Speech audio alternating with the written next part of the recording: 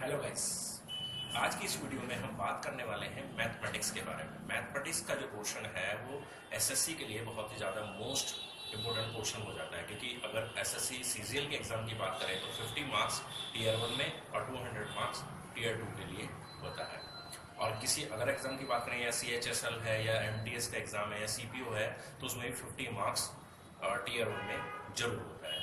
ठीक है गाइस। तो होता क्या है कि कुछ स्टूडेंट के साथ तो प्रॉब्लम ये है कि वो करीब करीब 35 या 40 तो स्कोर कर लेते हैं, लेकिन उसके ऊपर का स्कोर नहीं कर पाते।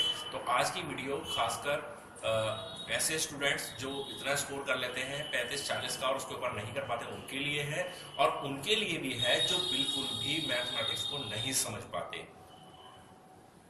तो आज की इस वीडियो में हम इसी विषय पे बात करेंगे कि कैसे आप एक अच्छी स्ट्रेटेजी के साथ, एक अच्छी रणनीति के साथ मैथमेटिक्स में अच्छा स्कोर कर सकते हैं एक कम समय में। और आज मैं आपको कुछ बुक्स भी बताऊंगा जिन बुक्स को पढ़कर आप एक अच्छा लेवल बना पाएंगे मैथमेटिक्स में। अगर मैं बात करूं 50 में से 50, तो 50 में से 50 भी आप अचीव कर सकते हैं अगर आप कुछ बातों को मानते हैं। तो आज की वीडियो में मैं यही बात बताऊंगा आपको कि आप मैथमेटिक्स को कैसे अपने अच्छे टॉप लेवल पर ला सकते हैं और क्या चीज हमें पढ़नी चाहिए और क्या चीज छोड़ देनी चाहिए जो हमारे जो एग्जाम है उसके लिए जो ज्यादा इम्पोर्टेंट नहीं है। ठीक है गाइस। तो यही देखने के लिए इस वीडियो को लास्ट तक देखें। ठीक है, देखते हैं कि क्या क्या हमारी रणनीति होनी चाहिए।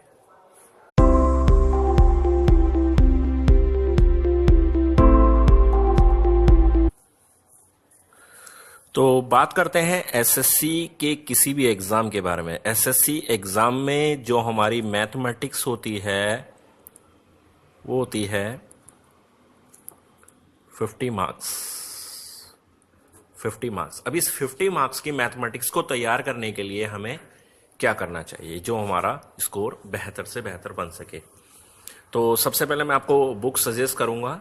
आप साइड में बुक्स की पिक देख रहे हैं, तो आप इसमें से ले सकते हैं राकेश यादव पब्लिकेशंस की ये बुक ले सकते हैं, और इसके अलावा आप किरण पब्लिकेशन की ये बुक ले सकते हैं। ठीक है, ये दोनों ही बुक बेस्ट हैं एसएससी की तैयारी के लिए। इनसे आप आसानी से जो ऐसे स्टूडेंट हैं जो जिनको मैथमेटिक्स बिल्कुल भी समझ में नहीं आता है उनको भी हेल्प मिलेगी, और जो अपना स्कोर इंक्रीज करना चाहते हैं 45 प्लस करना चाहते हैं, 50 के आसपास करना चाहते हैं, तो उनको भी काफ़ी हेल्प मिलेगी इन दोनों बुक्स को पढ़ने से। तो स्टार्ट करते हैं। ये तो बुक्स की बात रही। ठीक है, अब हमें करना कैसे है। देखिए, मैथमेटिक्स के अंदर अगर मैं बात करूं 50 मार्क्स में, तो 50 मार्क्स में ये मान लीजिए आपका 25 तो आपका बनता है एडवांस मैथमेटिक्स, और 25 बनता है आपका अर्थमेटिक।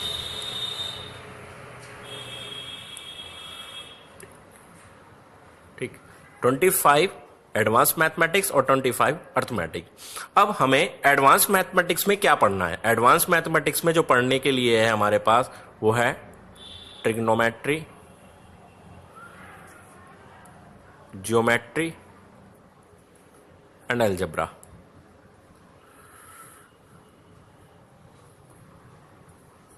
और अर्थमेटिक में हमारे पास कुल मिला के लगभग 20 चैप्टर्स हैं जो हमको पढ़ने पड़ेंगे। तो अगर आपको एक अच्छा स्कोर करना है तो आपको एडवांस मैथमेटिक्स अच्छे से प्रिपेयर कर लेनी है, क्योंकि 25 मार्क्स आपके इसी ट्रिग्नोमेट्री, ज्योमेट्री और अलजेब्रा से आने हैं। समझ रहे हैं ना गाइस।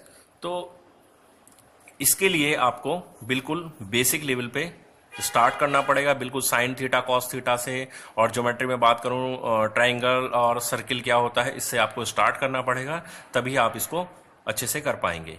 ठीक है, तो आपको जो मैंने बुक बताई है, इन बुक में से आप कोई बुक ले लेंगे तो उसमें बेसिक से लेके एडवांस लेवल तक हर लेवल का क्वेश्चन दिया हुआ है। अब अर्थमेटिक में बात करूं, अर्थमेटिक में हमारे होते हैं टोटल 20 चैप्टर्स। तो हमें टोटल 20 चैप्टर्स नहीं करने, हमें क्या करना है, percentage, profit and loss, average, ratio and proportion,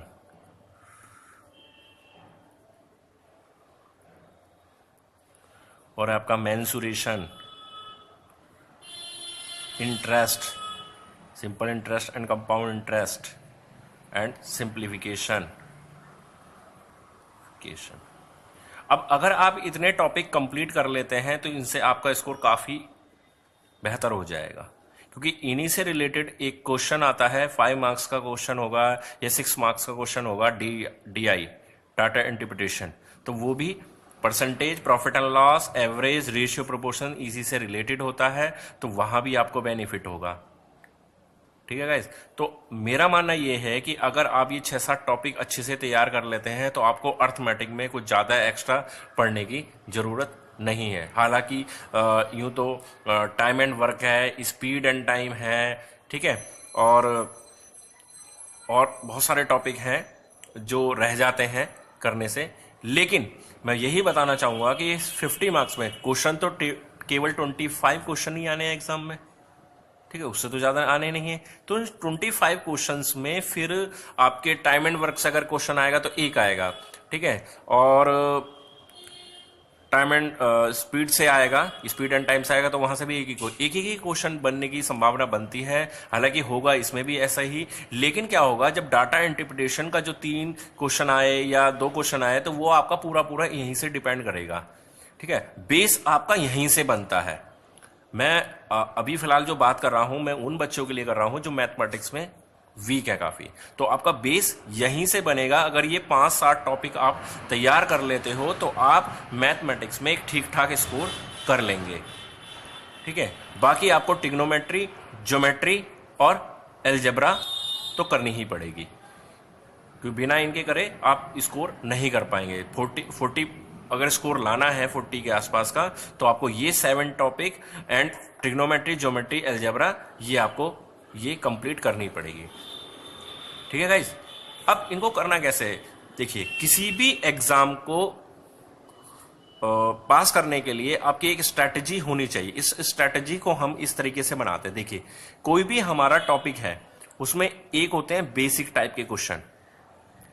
दोनों ही तरह के स्टूडेंट ध्यान दें इस बात पर, क्योंकि ये बात जो है वो दोनों पर लागू होती है, जिनका वीक है मैथमेटिक्स वो भी, और जो मैथ में इंप्रूवमेंट चाहते हैं उनके लिए भी। एक बेसिक टाइप के क्वेश्चन होते हैं, एक एवरेज टाइप के क्वेश्चन होते हैं, और एक जो होते हैं हार्ड लेवल के, टिपिकल लेवल का जो होता है, ठीक है। तो जो बेसिक क्वेश्चन होता है जिसका मैथमेटिक्स वीक है उसमें कुछ क्वेश्चन कर लेता है, कुछ क्वेश्चन नहीं कर पाता। एवरेज तो मुश्किल ही हो पाता है उससे, और हार्ड तो बिल्कुल नहीं। तो वीक स्टूडेंट क्या बेसिक कर लेता है, एवरेज थोड़ा बहुत कर लेता है, हार्ड बिल्कुल नहीं कर पाता। और जो ठीक ठाक स्टूडेंट है जो 40 स्कोर करके ला रहा है वो बेसिक भी अच्छे से कर लेता है, एवरेज अच्छे से कर लेता है, लेकिन यहां फंस जाता है इस वाले स्टेज पे। तो आपको किसी भी टॉपिक को इन 3 पार्ट में डिवाइड करना है, बेसिक, एवरेज एंड हार्ड, ठीक है। अब करना क्या है, आप मान लीजिए कोई भी टॉपिक उठा लीजिए, मान लीजिए आप परसेंटेज ही पढ़ रहे हैं, तो परसेंटेज पढ़ते वक्त आपको करना क्या है कि आपने कोई भी एक बुक फॉलो करी। अब आपने करना क्या है कि उस क्वेश्चन को आप स्टार्टिंग से, मान लीजिए उसमें 100 क्वेश्चन है, मान लीजिए 100 क्वेश्चन है, तो आप क्वेश्चन करना स्टार्ट कर दीजिए। आप फर्स्ट क्वेश्चन कर लिया, सेकंड क्वेश्चन कर लिया, ठीक है, थर्ड क्वेश्चन कर लिया, तो जो क्वेश्चन आपको आ जाता है और आप आसानी से कर लेते हैं तो वो आपका हो गया बिल्कुल बेसिक लेवल का क्वेश्चन, ठीक। अब जिस क्वेश्चन में करने में आपको थोड़ा सा समय लगता है वो आपका हो गया एवरेज लेवल का क्वेश्चन, ठीक। और जो क्वेश्चन आपसे नहीं हो रहा है उसके लिए आपको अदर हेल्प की जरूरत पड़ रही है, या फिर आपको पीछे उसका सॉल्यूशन देखना पड़ रहा है, तो वो आपका हो गया हार्ड लेवल का क्वेश्चन। तो आपको करना क्या है कि इस बेसिक लेवल के एवरेज क्वेश्चन को करते वक्त आपको हार्ड लेवल के जितने भी क्वेश्चन हैं उन्हें मार्क करके चलना है। चाहे तो आप उस बुक में मार्क कर सकते हैं, या फिर उन क्वेश्चन को, सबसे बेस्ट तरीका तो ये होता है कि उन क्वेश्चंस को आप एक अलग नोटबुक पे नोट करते रहें कि ये क्वेश्चन। तो अब जो बेसिक लेवल के क्वेश्चन है, एवरेज लेवल के क्वेश्चन है, अगर एक नॉर्मल बच्चा केवल उनको भी करके चलेगा, एक नॉर्मल बच्चा जिसका मैथमेटिक्स ठीक नहीं है वो 35 प्लस का स्कोर आसानी से अचीव कर लेगा, 40 तक का स्कोर आसानी से अचीव कर लेगा। एक नॉर्मल बच्चा अगर बेसिक और एवरेज क्वेश्चन को ही लेकर चलेगा, वो इस पर ध्यान भी नहीं देगा हार्ड लेवल पर। मेरी बात को बहुत ध्यान से समझना कि ये बात उन बच्चों पर लागू होती है जो वीक है मैथमेटिक्स में, वो केवल बेसिक और एवरेज लेवल के क्वेश्चन पे ध्यान दें, हार्ड लेवल के क्वेश्चन पे फिलहाल अभी ध्यान ना दें, ठीक है, पहली स्टेज में। और दूसरे जो इम्प्रूवमेंट चाहते हैं उनके लिए मैंने क्या कहा, बेसिक और एवरेज तो आप जानते हैं, वो तो आप करते रहोगे करते रहोगे करते रहोगे। जितनी बार उस टॉपिक को उठाओगे हर बार कर डालोगे, जितनी बार टॉपिक को उठाओगे उतनी बार उस क्वेश्चन को कर डालोगे। लेकिन जो हार्ड लेवल का क्वेश्चन है वो आपकी मेन समस्या बना हुआ है और वो ही आपके सिलेक्शन को रोक रहा है। तो आपको इस पे फोकस करना। आप क्या करना है आपको कि आपके परसेंटेज में मान लीजिए 100 क्वेश्चन है तो मैं मानता हूं मुश्किल से 10 से 15 क्वेश्चन ऐसे हो जाएंगे जो आपको प्रॉब्लम कर रहे होंगे, तो उन्हें आप एक नोटबुक पे अलग से नोट कर लीजिए। वैसे ही आप नेक्स्ट टॉपिक करिए, वैसे ही फिर नेक्स्ट फिर नेक्स्ट फिर नेक्स्ट। तो जब हम पूरा कैलकुलेशन करेंगे, पूरा जब इसको कंप्लीट कर लेंगे बुक को, तो हम देखेंगे कि हमारे पास केवल हार्ड लेवल के केवल 500 और 600 क्वेश्चंस रह जाते हैं। मतलब पूरी बुक में जहां 9000 से 10,000 क्वेश्चन के अप्रोक्स होते हैं और हमारे कितने रह गए, केवल 500-600 क्वेश्चन। तो ये तो कुछ भी नहीं है। तो आपको अब इस 500-600 क्वेश्चन पे कमांड करनी है, मतलब देखना है कि किस तरीके से सॉल्व होता है, कि बार बार प्रैक्टिस जो करनी है आपको इस पर करनी है, क्योंकि जो बेसिक और एवरेज है वो तो जितनी बार भी करोगे वो आपका हो जाएगा। तो आपको उस पर टाइम इतना ज्यादा खराब नहीं करना है केवल जब पेपर सेट करेंगे, आप पेपर सेट प्रैक्टिस करेंगे तब उसमें वो ऑटोमेटिक हो भी जाएंगे, टाइम के अकॉर्डिंग हो जाएंगे। तो उस पर फिलहाल टाइम वेस्ट नहीं करना है आपको, केवल इन 500-600 क्वेश्चंस पे ध्यान देना है जो आपने एक नोटबुक में नोट कर रखे हैं।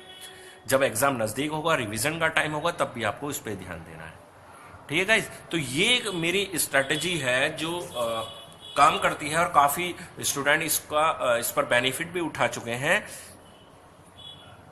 कि जिनका मैथ कमजोर है वो फिलहाल बेसिक और एवरेज क्वेश्चन पर ही ध्यान दें, उन्हीं पर पूरा फोकस करें। क्योंकि किसी भी पेपर में अगर 25 क्वेश्चन आ रहे हैं तो ये बात मान के चलना, आप मेरी 100% मान के चलना कि 10-12 क्वेश्चन जो होते हैं वो बिल्कुल इजी लेवल के आ रहे हैं, बिल्कुल आराम से कोई भी नॉर्मल बच्चा आसानी से कर लेता है, ठीक है। अब इस इजी लेवल में 10-12 क्वेश्चन हो जाते हैं और करीब करीब 8-10 क्वेश्चन एवरेज लेवल के हो जाते हैं, तो करीब करीब 20 क्वेश्चन के आसपास तो वो बच्चा भी कर ले रहा है जिसका मैथ कमजोर है। तो आपको ये नहीं सोचना कि मेरे से ये क्वेश्चन नहीं हो रहा तो मैं मैथ नहीं कर पाऊंगा, नहीं, आपको बेसिक और एवरेज पे ध्यान देना है फिलहाल। तो 40 स्कोर आप आसानी से अचीव कर लेंगे। समझ में आ रही है मेरी बात? और बाकी मैंने जो इम्प्रूवमेंट चाहते हैं, जो बेहतर मैथमेटिक्स चाहते हैं, उनके लिए बताया कि वो केवल 500-600 क्वेश्चन पर ही अपना माइंड फोकस करें। और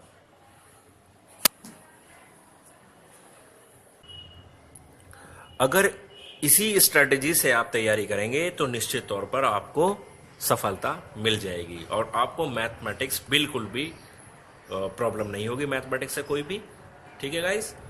तो मैं मानता हूँ आपको ये बात अच्छी तरह से समझ में आ गई होगी, ये ऐसे मैथमेटिक्स को तैयार करना है, ठीक है। आप कोई भी एक बेस्ट बुक मैंने आपको सजेस्ट कर दी हैं और उसका लिंक जो है वो डिस्क्रिप्शन में है, आप उसे परचेज कर सकते हैं, ठीक है। तो चाहे मार्केट से परचेज कर सकते हैं, कहीं से भी ले सकते हैं, कोई ऐसी प्रॉब्लम नहीं है। तो आप इनमें से किसी भी बुक को पढ़िए और उसको बेहतर तरीके से पढ़िए, बेहतर तरीके से, जैसे मैंने बताया है। वो एक अपना एक तरीका, एक डिफरेंट तरीका, एक डिफरेंट वे से तैयारी कीजिए तो निश्चित तौर पे आपको सफलता मिलेगी, ठीक है गाइस। तो बेस्ट ऑफ लक आपके एग्ज़ाम के लिए। और अगर आपको मेरी बात अच्छी लगी हो, मेरी वीडियो में कहीं हुई बात सारी सही लगी हो, अच्छी लगी हो, तो प्लीज़ लाइक कर दें, शेयर करें। कोई प्रॉब्लम है कमेंट करें। और किसी ने अभी तक मेरा चैनल सब्सक्राइब नहीं किया है तो नीचे एक रेड कलर का बटन है, उस रेड कलर के बटन पर क्लिक करके मेरा चैनल सब्सक्राइब कर लें, ठीक है गाइस। धन्यवाद।